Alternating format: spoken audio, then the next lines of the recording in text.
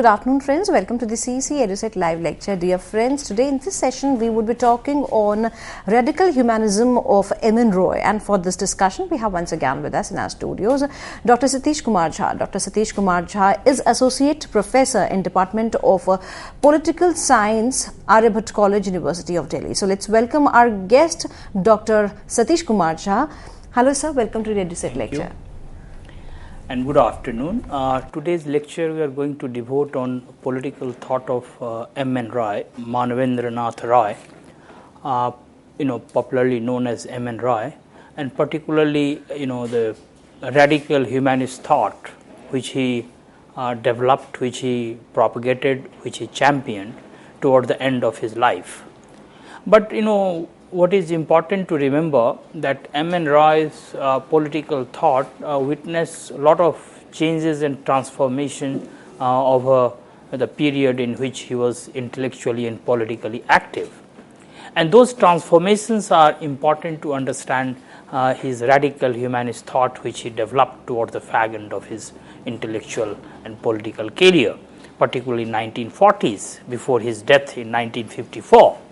So, in fact, how this radical he reached to this radical humanism, a staunch Marxist who engaged with a fierce debate with Lenin in the second Congress of Communist International in 1920.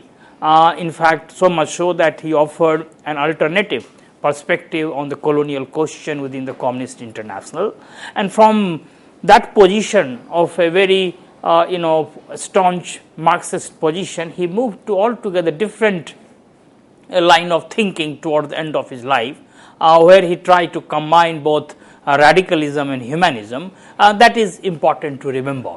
What were the factors responsible for transformation of his political thought? Why did he consider Marxism to be inadequate toward the end of his life, and how he believed that the role of ideas, the importance of individual in history, these things are perhaps very significant dimensions of human life which have not been properly understood and recognized in the Marxist thought, and therefore he tried to enrich it. He tried to develop an alternative perspective on human freedom and emancipation, because freedom was a very important aspect in his political thought. So we'll have to take all these things into account. But at the same time, we should not forget that M.N. Roy's engagement with Indian freedom movement was equally significant, because after he came to India in 1930, after a brief gap, because in 20th century, early 20th century, he left for Germany, and from Germany he reached to United States of America, and from there he also reached Mexico, helped formation of Mexican Communist Party. From Mexico he went to Soviet Union and participated in the second Congress of the Communist International in 1920 as a representative of Mexican Communist Party, and later on he was deputed on a mission to China also, when China was basically in a turmoil, particularly on issue of alliance between the Communist Party of China and the Comintern, the nationalist forces who were fighting for independence. And after his China mission, he returned to Moscow, fell from the grace, and finally he was expelled from the Communist Party, Communist International. So this is a very interesting checkered journey of M.N. Roy in particularly first part of 20th century. So all these things are important. But 1930, when he comes to India, and immediately he gets arrested in 1931 under series of charges to which the communist leaders and Communist Party, those were subjected to, and he was arrested under Kanpur conspiracy case in 1931, and he spends next 5-6 years in jail. After release from the jail 1936, he basically not only starts participating in Congress activities, becomes a member of Congress Party, though of course he also floated an independent league of radical group within the Congress, particularly in order to radicalize the Congress party, which was one of his missions from the very beginning. And till the Second World War, the onset of Second World War, when the Congress itself was in great confusion what to do, because the Second World War, as it is well known, was basically war on the one hand between the Axis power and the Allied forces, and it was presented as if it was a war between democracy and fascism.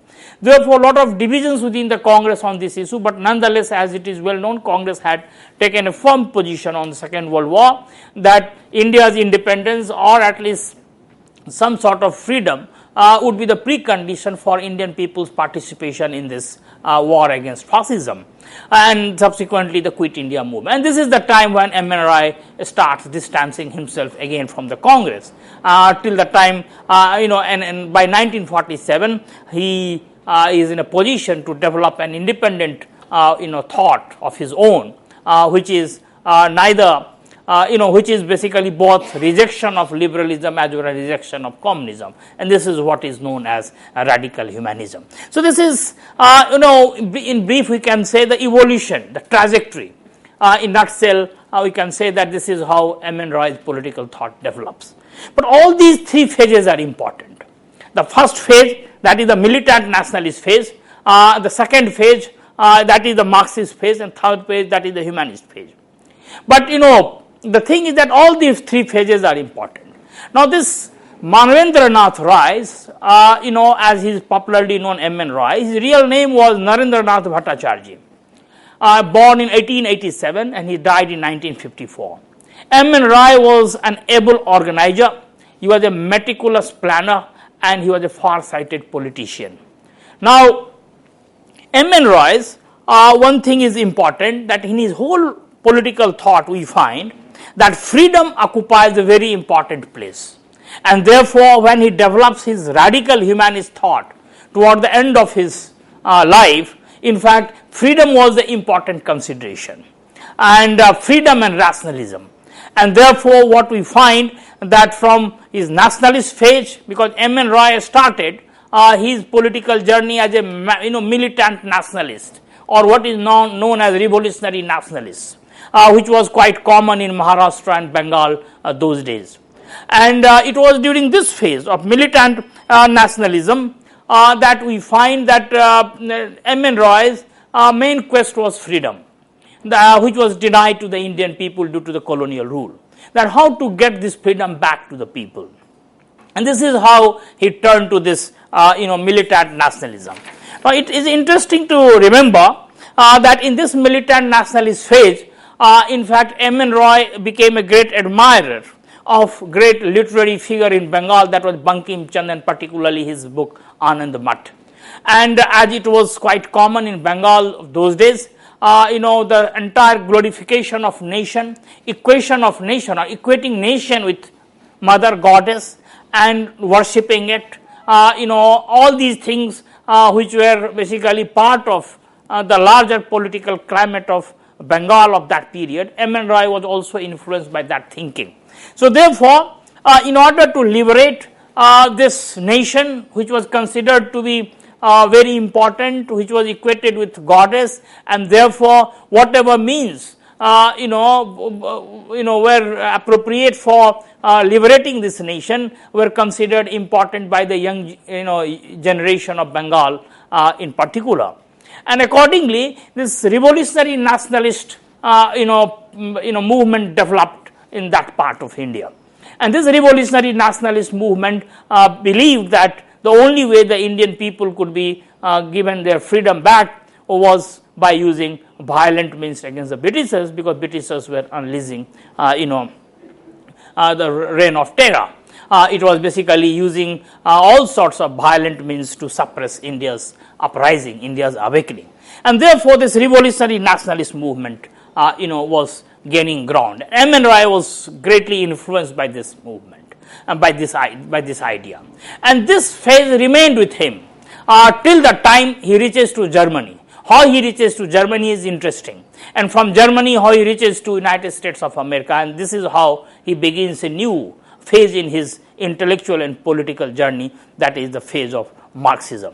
We will basically come to these this phase later, but for the time being what is important to remember that the writings, because M.N. Roy in course of his political and intellectual journey produced many tracts, and some of them are basically very important today. In fact, some of the things which we are debating today in social science, particularly in political science, but in context of parliamentary democracy, not only in India, world over, some of the ideas which he propagated, some of the ideas which he propounded in this radical humanist phase are very significant from the point of view of understanding the functioning of parliamentary democracy. Because it is to be remembered that M.N. Roy became great critique of parliamentary democracy, particularly the representative system, particularly the way representation is institutionalized in parliamentary democracy. He was a great critique of this concept of delegation of power and authority. He in fact championed popular sovereignty, people's power, decentralized model of governance, and so on and so forth. So all these things basically are part of his later writings, which are available in his last important tract, that is Reason, Romanticism and Revolution. Apart from that, he also, when India was about to gain independence, M.N. Roy also produced a draft constitution for future Indian polity and society. Now it is very interesting to note here that both in the draft constitution which he wrote for future India, as well as the economic planning or economic plan which proposed for Indian economy of the future, in fact in both in economy, whereas he emphasized the role of agriculture as very important sector to give employment, to generate productivity and to provide livelihood to people. On the other hand, in his draft constitution, he talked of partyless democracy, he talked of decentralized federal polity, he talked of village level republics and so on and so forth. Some of these things are again being debated today, world over and also in India, that how to make representative democracy more democratic in terms of its content, democratic contents, how the concept of representation has to be reworked out, how the concept of representation should be again reimagined in a manner that people's absence and the portals of power is duly compensated by regular channelization, regular articulation or regular authorization through the people's popular mandate. So all these things are important in his political thought. So therefore, when we talk of his writings, in fact these writings are spread in different phases. In fact, the three important writings one can single out, which were the product of his Marxist phase, that is India in Transition and an Indian Communist Manifesto. These two writings are basically writings which one can say that Indian Communist Manifesto was a writing which was produced in 1920, whereas India in Transition is a writing which was produced in 1927. But essentially both were product of this phase, the Marxist phase. But the another important writings, that is the philosophy of radical humanism and reason, romanticism and revolution, these writings are the product of the last phase, that is the radical humanist phase, or what is called radical humanism or new humanism. Because initially he called it new humanism and later on it became popular as radical humanism. So therefore, in most of his important writings are from these two phases, the Marxist phase and the radical humanist phase. The first phase, the nationalist phase, of course he was a very alert mind. He was intellectually and academically as alert even in this phase as he was later. But with experiences he perhaps gained a more proficiency in writing and expressing his thought, and therefore most of his writings are available from these two phases, particularly the systematic writings. Otherwise, a lot of pamphlets, a lot of working papers, a lot of documents which he kept producing throughout his intellectual career. So this is something important. Now, the first phase, that is a revolutionary nationalist phase, is interesting in the sense, as I was mentioning, that like any other Bengali youth of that period, M.N. Roy was attracted towards revolutionary nationalist ideas, which had gained lot of ground in Bengal in particular, but also some other states like Maharashtra and so on and so forth. Some of the nationalist icons, or one can say that some of the literary figures who had started shaping or catching the imagination of youth, particularly in Bengal at that time, was Bankim Chandra Chatterjee in his book Anand Mat, which I mentioned earlier. Particularly the way the nation, the concept of nation was imagined and formulated, the way it was elevated to a position which was equivalent to Mother Goddess, and therefore, in fact, all these things were imbibed by M.N. Roy like any other youth of that generation in Bengal. In fact, M.N. Roy joined that revolutionary nationalist group, and in fact, some of these revolutionary nationalists were working in India in close collaboration with their compatriots who were basically abroad, particularly in countries like Germany and so on and so forth. Now, what happened that with just a twist of or one can say just by chance or by luck or by coincidence, one can say, not luck but coincidence, that M.N. Roy was waiting for a ship which was supposed to bring some arms and ammunitions to be supplied to Indian revolutionaries in their fight against colonial rule, and that ship didn't eventually turn up, and that was a kind of coincidence that M.N. Roy basically sailed to Europe, that is Germany, around that time, and from Germany he reaches United States of America, and from United States of America he goes to Mexico. And this is how a new churning starts in his mind and in his political thought, in his entire personality gets transformed around that time, after reaching to Germany and Mexico. Now, it is said that M.N. Roy's real transformation, or particularly in his thinking, started when Lala Lajpat Rai, a very revered nationalist leader, was visiting United States of America, and one of the gathering which was addressing, a question was put to Lala Lajpat Rai on poverty to Indian masses, that what was the solution to the poverty of Indian masses, because a lot of nationalist thinking was going around at that time on the issue of freedom, emancipation, and so on and so forth. So, in fact, some people, out of curiosity in that gathering, inquired about poverty, that how the Indian nationalists, would tackle poverty, and basically, Lala Lajpat Rai's response or reply to that question, it is normally believed that created a kind of puzzle in M.N. Roy's mind, that how this question of poverty and freedom, the two, freedom of course was a very important component in his political thought earlier also, or his intellectual quest. That's why he perhaps was attracted toward this revolutionary nationalist movement. But this new question of poverty struck a different chord in his mind, that this was the real issue the human beings have to struggle with.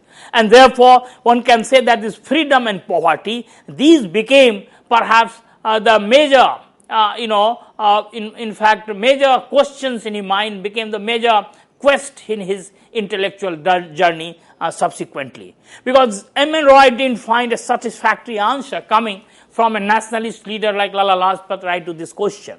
And then when he turned his eyes around, he didn't find a satisfactory answer coming from the whole host of nationalist ideas and the nationalist leaders who were available in India at that time. And it is here that we find that from an ardent or the great believer in nationalism, M.N. Roy turns to a critique of nationalism, particularly the two types of nationalism, the cultural nationalism and political nationalism, both of which were basically prevalent at that time in India.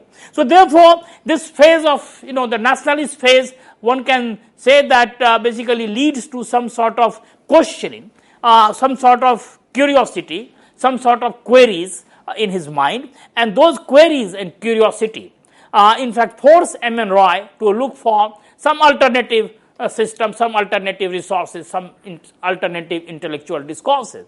And it is here that his basically quest takes him to Marxism, which was of course a very important ideological strand in the world at that time, and was also gaining a lot of basically attraction in colonies like India. So therefore, he abandons his nationalist thinking and takes to and explores new avenues, new resources in alternative mode of thought, that is Marxism. And it is here one can say that the beginning of his Marxist phase. But it doesn't begin just like this, because as I mentioned that from United States of America he reaches to Mexico, and around that time the Mexican Communist Party was being formed, and M. Roy became one of the founding member of Mexican Communist Party. And therefore, when in second Congress of Communist International, which was organized by Lenin in 1920 in Moscow, in fact M. Roy participates in the second Congress of Communist International as the representative of the Mexican Communist Party, because he was in Mexico at that time. Now this is a very important phase in his intellectual political life, because 1920, that second Congress, the first Congress was in 1919, the second Congress of the Communist International, because after Bolshevik Revolution of 1970 in Soviet Union, in fact, they started thinking in terms of world revolution, and therefore a Communist International was formed, because Communist International was supposed to basically organize, help many countries to fight against subjugation, against domination, against imperialism and colonialism. So colonies, the fight of people in the colonies was an important issue at that time. But there was not much clarity that what is the nature of those fights which were going on in colonies. For example, in India, the fight which was being spearheaded at that time by Indian National Congress, because they wanted to know that what is the objective conditions, because within Marxist theory objective conditions carry a lot of weight and a lot of importance. So therefore, they wanted a very concrete analysis about the colonies, that what strategy the Communist International should adopt. What is the prospect of Peasants and Workers' Party? What is the prospect of Communist Party in these colonies, particularly during this fight against imperialist and the colonial forces? What kind of approach the Communist International should adopt vis-a-vis the nationalist forces who were basically fighting these colonial powers in countries like India and China? In India, it was Indian National Congress, whereas in China, it was Comintern led by Sun Yat-sen. So therefore, in fact, all these issues were important, and therefore 1920, the second Congress of Communist International engages with this issue. And it is said that Lenin entrusted Roy, who attended the second Congress as a representative of Mexican Communist Party, to prepare a draft, particularly a parallel draft, one draft which was prepared by Lenin, and he asked M. Roy to prepare a parallel draft on this colonial question, that what role, what approach Communist International should adopt towards this colonial nationalist movements, the nationalist movements which were going on in colonies. So this is the very important dimension of his his political thought, which is recognized even today, that a person of Lenin's stature recognized his talent and asked him to prepare a draft. And not only that, the debate which ensued, the kind of approach which M. Roy adopted, fundamentally was different from the approach which Lenin had suggested in his draft.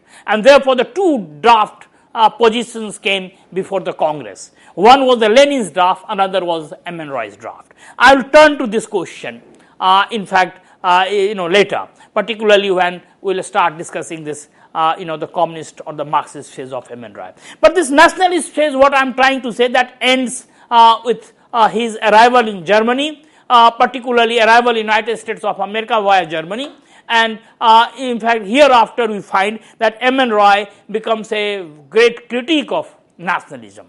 So much so that even after he abandons Marxism and comes back to India and floats his radical humanist movement, in fact, even then we find that nationalism as an ideology, the way he had embraced in the formative phase of his his life, was not there. In fact, any collectivity, whether nation or class, he in fact developed some sort of skepticism, because this collective ego which he thought that nation was a collective ego, class was a collective ego, and there are many such collective expressions and articulation of human society, and in fact were antithetical to the concept of freedom, because freedom essentially has to be seen from the prism of individual and individual identity, and that was perhaps very important ingredient of his radical humanist thought. In fact, particularly it gets crystallized towards the fag end of his intellectual career. But one thing is to be remembered, that he abandons nationalism, but he doesn't abandons all sorts of collectivism around this time when he is basically moving from nationalism to Marxism, because he abandons one collectivity, that is nation, but he is embracing another collectivity, that is class, and along with class he is also basically embracing the entire methodological protocol of Marxism which came along with this, particularly the economic interpretation of history, particularly the concept of dictatorship of proletariat, the concept of withering away of the state, concept of dialectical materialism, and so on and so forth. But one thing is to be remembered, that toward the end of his life, particularly in the radical humanist phase, when he abandons Marxism, he abandons in particular the dictatorship of proletariat. He completely rejects the concept of withering away of the state.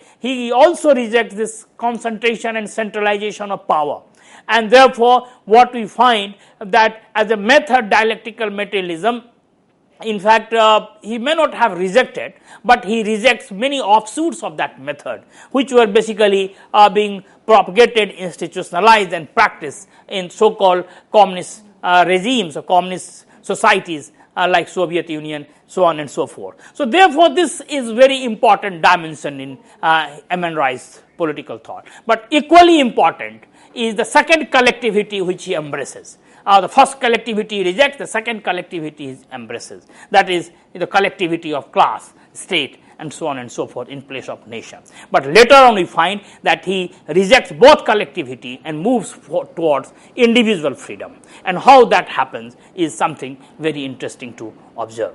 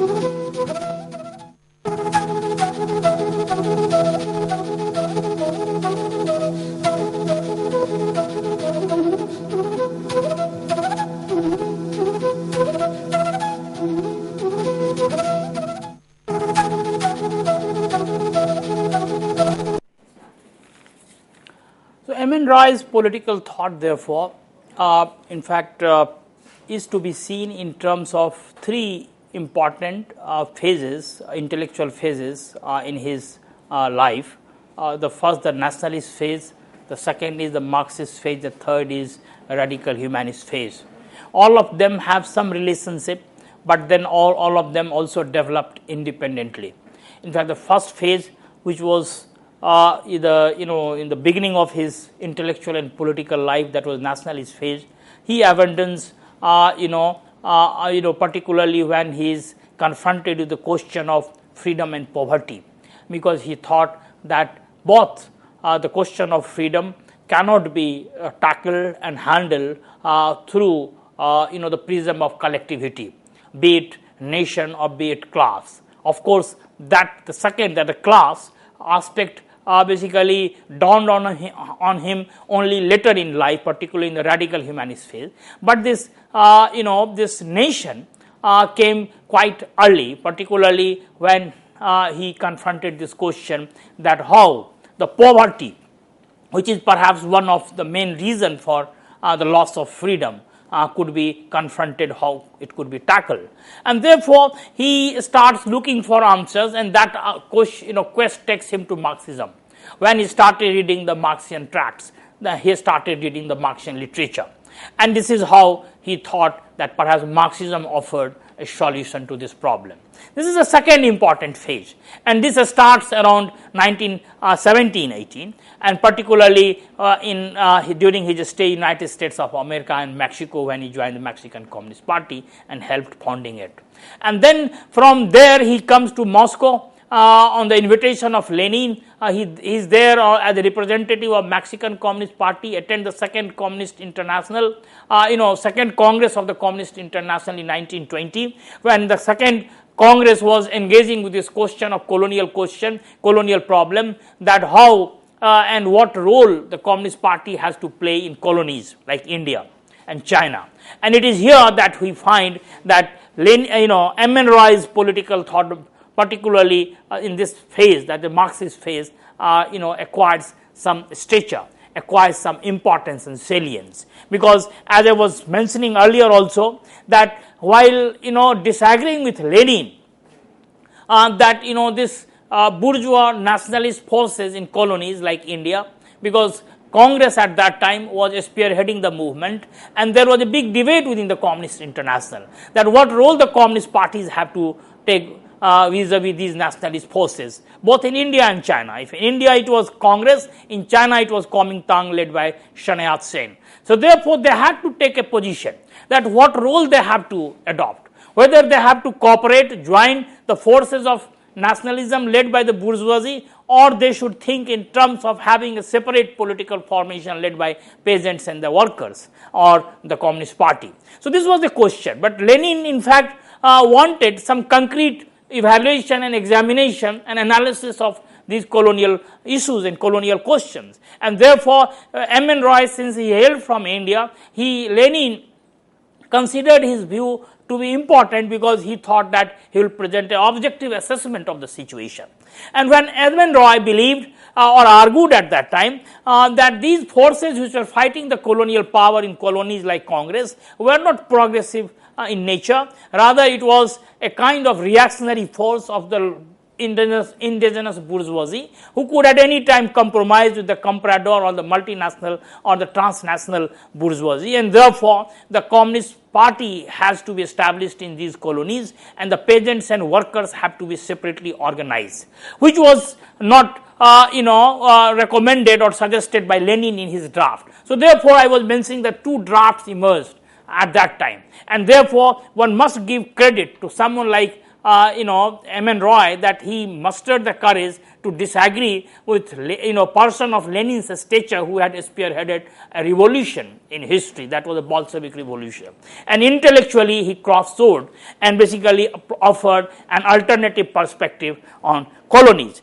So therefore what we find that Lenin, of course, the both drafts were discussed, and ultimately what we find that it was little bit modified also, because subsequently what we find that Lenin dropped using the term bourgeois democratic and started using national revolutionary a term so far as the colonies were concerned, because earlier he was talking bourgeois democratic revolution, because there is a long history of this debate that how to have revolution within the Marxist theory, because so far Marx is concerned, he had talked about revolution in advanced capitalist countries, but in fact there was an alternative or what is called subsidiary theory of revolution which talked about revolution in late capitalist countries, or even those countries where capitalism had not developed, particularly in context of Germany, when Marx had written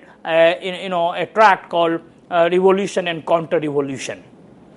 Now the thing is that this issue came up several times in deliberations during this Communist International phase. And in 1920, when we are talking of Lenin-Roy debate, it was precisely this issue. Because what is the nature of capitalist development in colonies? What is the nature of bourgeoisie? Whether, in fact, because it is the proletariat who is supposed to play a revolutionary historic role in the socialist revolution, whether proletariat is in a position to do that job or not. If it is not in a position to do that job, then whether it is proper for the forces, revolutionary and progressive forces, to join hand with the bourgeoisie to fight the colonial domination and the domination of transnational capitalists, and thereby secure freedom. And that freedom, the value of that freedom would be immense from the point of view of colonial subjects, and subsequently, the social revolution can be thought of. So these were the larger issues of strategy and tactics which were being debated. And at that time, M. N. Roy's intervention is very important, because M. N. Roy makes a submission in this Congress that the Congress led by Gandhi was not playing a progressive role. Congress under Gandhi was basically the representative of the bourgeois forces, and therefore the peasants and workers have to have a separate organization to fight for their freedom. Of course, this strategy, the Communist International adopted for India only later, that is the 6th Congress, what is known as sectarianism of 6th Congress, when this alliance with the this nationalist forces was completely broken. So one can say that M. N. Roy's position was vindicated much later by the Communist International. 1927, it is believed that Stalin, in one of their speeches, also basically endorsed M. N. Roy's position in Moscow. But that was a different situation and different context, because by the time Communist International adopted M. N. Roy's approach towards freedom movement in colonies, M. N. Roy himself fell from the grace, and subsequently, as we know, he was expelled from the Communist International after his return from China, because he was, after this Congress, in fact became very important member of Communist International. And by that time, along with India, the China was also drawing a lot of attention of the Communist International. So he was deputed, he was dispatched to China to see what the Communist International Comintern has to do in China.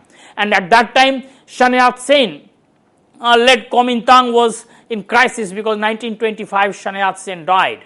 And after that, Chiang Kai-shek led forces captured Comintern, and thereby it was a big dilemma. In fact, of course, M. N. Roy took the similar position which had argued in 1920 in context of India, that the peasants and workers forces led by the Communist Party should dissociate from this Comintern led by Chiang Kai-shek, but that didn't happen at that time. But later on, what we know, that Mao Zedong, when he basically strategized and implemented a strategy in China, he basically did what M. N. Roy was proposing or suggesting during his China mission. So this is how we find that M. N. Roy goes from Moscow to China, comes back from China, and after returns from China, we find that M. N. Roy also falls from the grace, and he is expelled from the Communist International. But before expulsion, he leaves Moscow, and he not only leaves Moscow because he thought that it was not safe for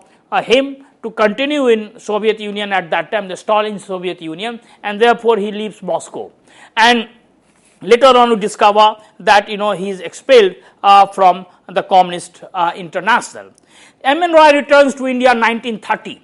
Now, this return to India in 1930 is very important, particularly from the point of view of his both Marxist phase and the this radical humanist phase, because here we find that M. N. Roy's real engagement with Indian politics begins. Because 1930 he comes, but immediately 1931 he is arrested. He is put in jail on number of charges, including that Kanpur conspiracy case, because those days many communist organizations, many communist movements and many communist leaders were subjected to such charges by the Britishers. So M.N. Roy is arrested in 1931. Next 5 years he spends in jail, and during that times M.N. Roy basically, it is believed, that utilized that opportunity to read a lot, particularly philosophy, history, and so many other things, and therefore when he released from the jail, we find that M.N. Roy's profundity, M.N. Roy's maturity as a thinker further grows what was growing already earlier. So what happens that 1931, of course, before his arrest, M.N. Roy attended the Karachi Congress, the famous Karachi Congress session at Karachi in 1931, because Karachi is known for a very progressive Congress resolution for social and political, social and economic rights of the people, what later on got incorporated in the constitution as fundamental rights. And therefore, in fact, it is believed that M.N. Roy had also interacted with Nehru, and to some extent he also helped those who were drafting that resolution for the Karachi session of the Congress. Now what happened that during this period his exposure to science and philosophy adds new dimension to his political thought, and therefore in fact what happens that on the one hand he is sent to jail, but on the other hand he started seeing Congress as a very important instrument for freedom of the people from colonial rule. Therefore he gives a call to his followers, to his admirers, to join Indian national movement led by the Congress, of course with a rider that the main purpose should be to radicalize this organization, that is Congress, from within. And therefore he thought that only by joining Congress that people can bring new issues on its agenda, and that was important for freedom, emancipation, and so on and so forth. Of course, now this phase is interrupted by a new development, that is the Second World War, and I had mentioned earlier also the Second World War had tremendous impact world over, including on India's freedom movement. Congress itself had multiple positions on the Second World War, because as it is well known, it was a war between the Axis power on the one hand and Allied forces on the other, and it was being presented by Britain in India as a fight between democracy and fascism. Now it was a kind of very difficult decision to take, that what to do in context of this fight between Axis power and the Allied power. It was definitely recognized the importance of democracy was there, that Indian people's future lay in basically democratic ideas, democratic values. But at the same time it was also not acceptable to Congress that as a subject nation, how Indian people could contribute in this fight for democracy. And therefore the Congress demanded that the only valid or the just or legitimate way to fight the fascist forces would be to give freedom to Indian people. So therefore Indian National Congress had a very nuanced position on the Second World War and on the rise of fascism. But of course, as it is well known that a lot of disagreements were there among many other forces who were fighting colonial rulers, but didn't agree with the Congress line. And M.N. Roy was one of them, because M.N. Roy didn't agree with the Congress position that this moment, that moment when Britishers were fighting fascism were the right moment for Congress to bring pressure on them for freedom.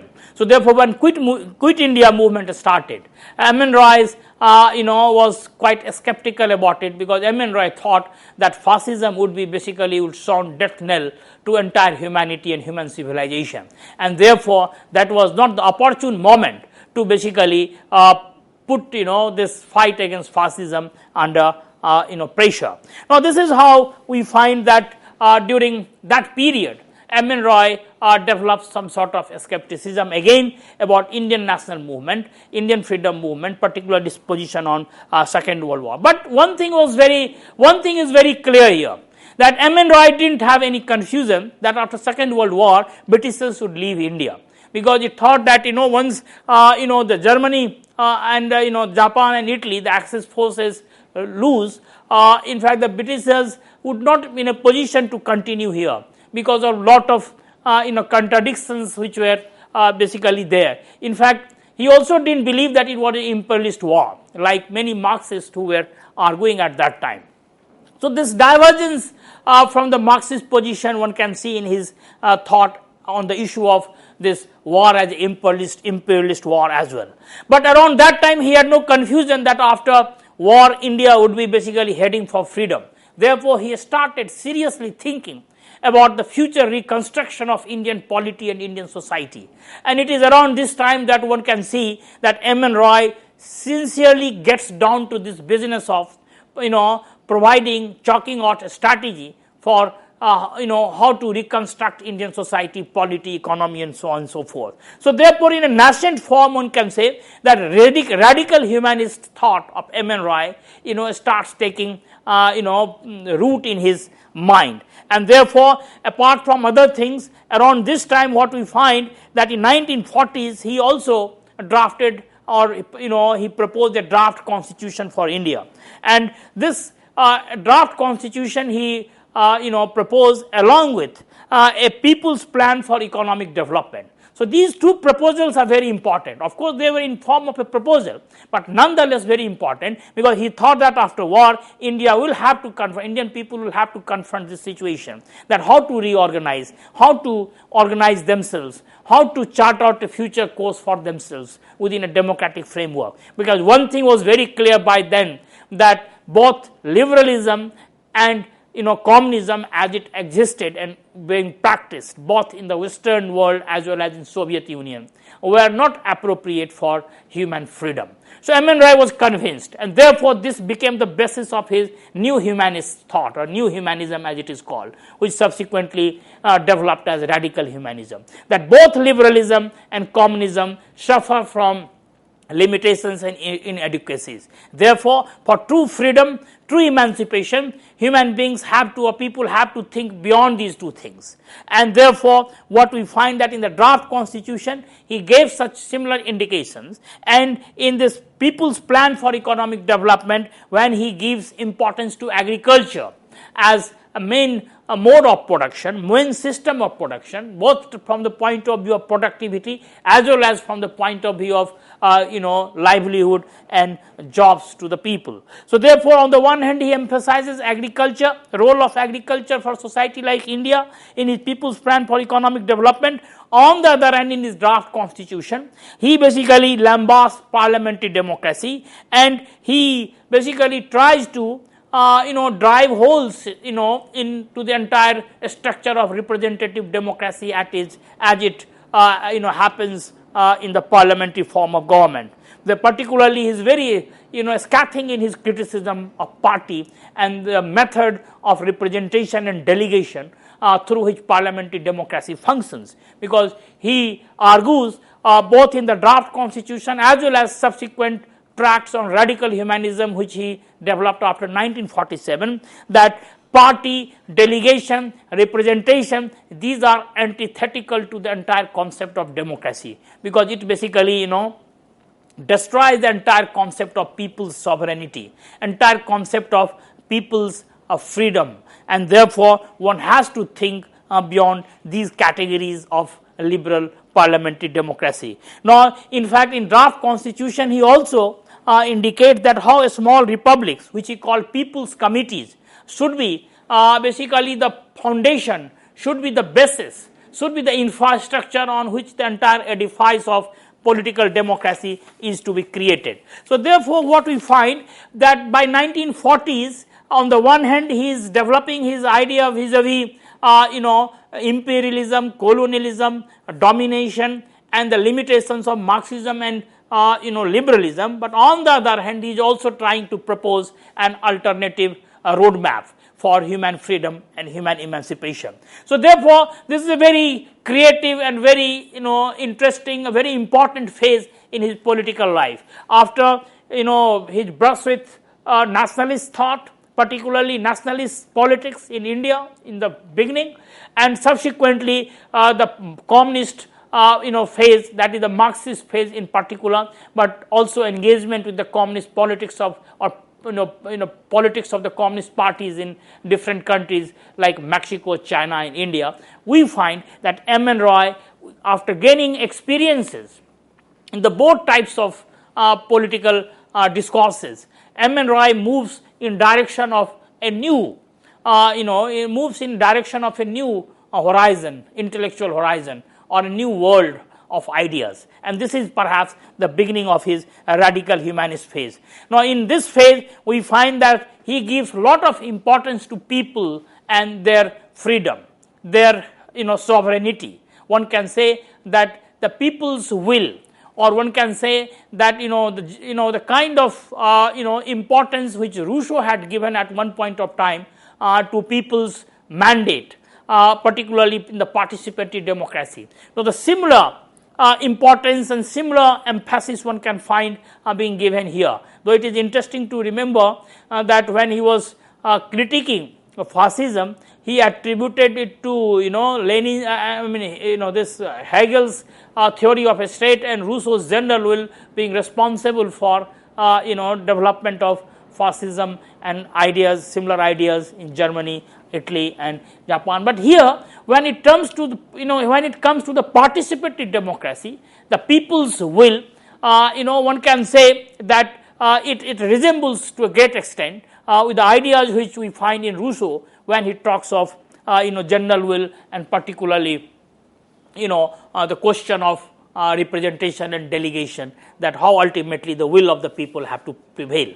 So therefore, in fact, this is a new aspect in his political life, when he starts giving importance to people's committees. He completely repudiates the idea of dictatorship of proletariat. He completely condemns this idea of withering away of the state, because he said the state will not wither away. State is a political organization of society. You need to have some sort of political organization. How to make that organization more democratic, people friendly, how to keep that organization or retain or keep it under the control of the people, that should be the issue. And therefore, he talks of people's committees. He talks of the provision of recall, that how candidates should be selected and should be proposed by these committees, both for provincial assembly as well as federal assemblies. And of course, these committees will have the right to recall, that if they don't discharge the duty as per the mandate of the people, they can be recalled. So therefore, all these things, in the federalism, in draft constitution, you find that federalism was a very important component of his political thought. Even so much so that he thought that even partition could have been avoided if some of the Muslim majority provinces were given the right to secede within a broadly federal or confederal arrangement which could have been thought of. So therefore, these were the important components, political and economic components of his new thinking and new churning, which crystallized later by 1947, particularly 1946, when he basically convened a camp of his followers and his sympathizers and well-wishers in Dehradun, and there basically he he articulated the main tenets of radical humanism or new humanism as it was initially called. And this he basically proposed 22 theses on this radical humanism, and these 22 theses on new humanism, which later of course became radical humanism, are very important, because by 1947 it took the form of his new political thinking, that is new humanism. In fact, what 1946 he proposed in form of these 22 theses. Some of the important components of those 22 theses propounded in Dehradun in 1946 were democracy from the below, power to the people, no delegation to party. To some extent, one can say the partyless democracy he proposed. He also talked about people's power to recall and referendum. He also proposed a kind of Renaissance movement in India, and this Renaissance he thought that would be a philosophical movement, in fact, which will propagate cultural values of humanism. He completely rejected economic determinism of Marx and Marxism. He in fact criticized ruthlessly the base superstructure distinction. He even thought that ideas are as important as matter in history. In fact, ideas sometimes play important material role. This is how human civilization has developed, and therefore the kind of secondary role which Marxism assigns to ideas, in fact, M. N. Roy was very critical of. In fact, what happens, he says that even ideas becomes the foundation of production. Therefore, ideas' role in history cannot be undermined. So, all these things became the important component of radical humanism. Democracy from below, power to the people, no delegation to party, partyless democracy, so much so that he dissolved his own radical democratic party and started a Renaissance movement, because he thought that on the one hand he was talking about partyless democracy, on the other hand he was having a party. So, therefore, we find that this new phase of radical humanism was essentially meant for human freedom.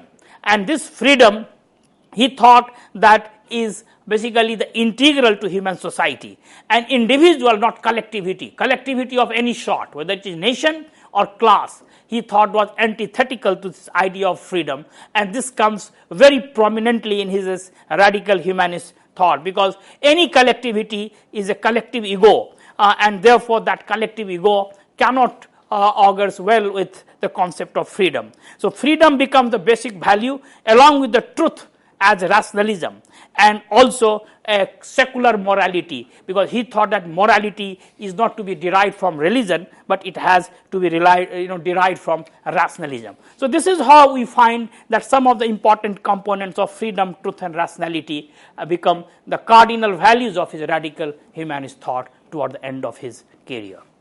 With this note, thank you, sir. Thank you so very much for giving us a vivacious session on radical humanism of M. N. Roy. And dear friends, your feedbacks are very, very important for us. If you have any queries, then do write to us at info.cec@nic.in. So keep watching the lectures and keep writing us. We would be meeting again soon. Till then, take care. Goodbye. Thank you, sir. Thank you once again.